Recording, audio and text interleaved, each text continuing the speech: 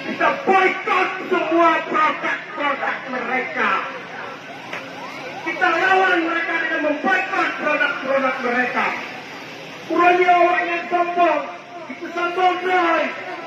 Kita tunggu di kekayaan awalnya tinggalnya orang yang kaya.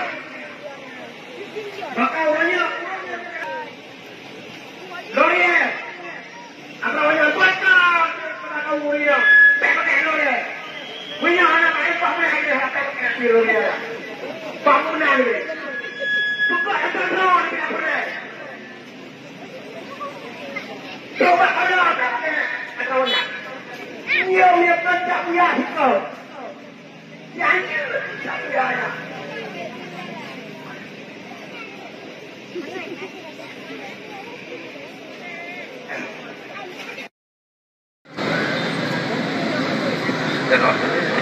Terima kasih atas kesempatan. Kalau ada lagi untuk semangat. Allah Akbar. Allah Akbar. Supaya bantu dia apa? Tok lain. Allah Akbar. Saudara-saudara lu sekalian Yang seimbang seagama. Uranya danyo berkumpul di masjidnya.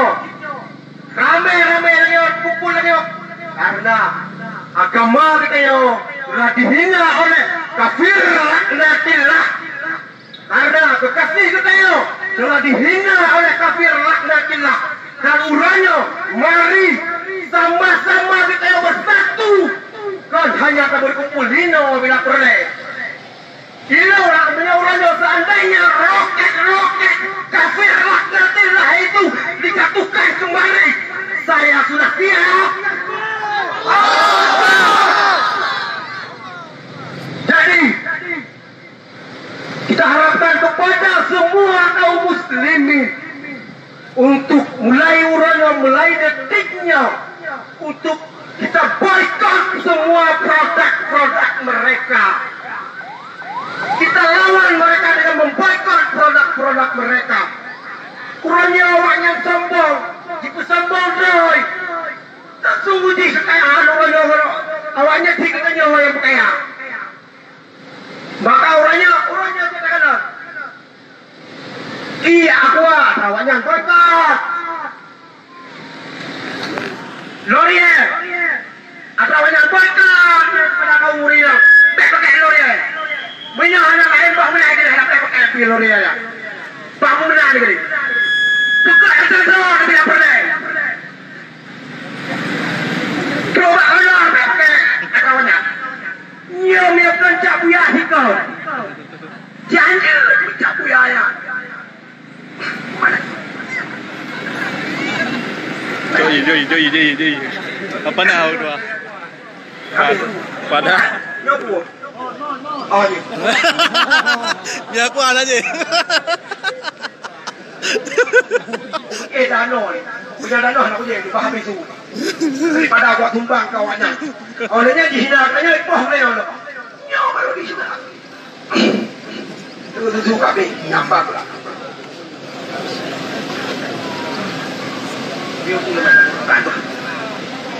Jadi kita yang berkumpul hina nakut untuk melakukan aksi protes. Aksi yang kali dilakukan oleh kafir laknatillah. Jadi ada pun 5 buah tuntutan dalam aksi katanya untuk membela Rasulullah Sallallahu Alaihi Wasallam.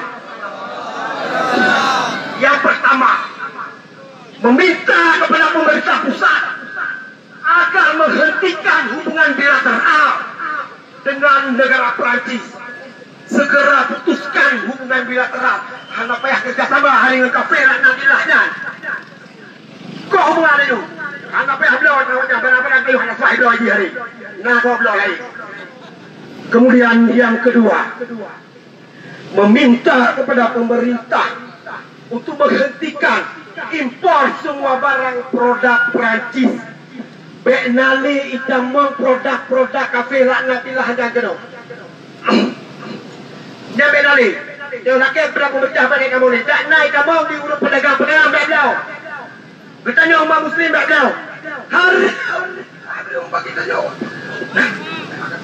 Ya iya lah. Habis tu bro.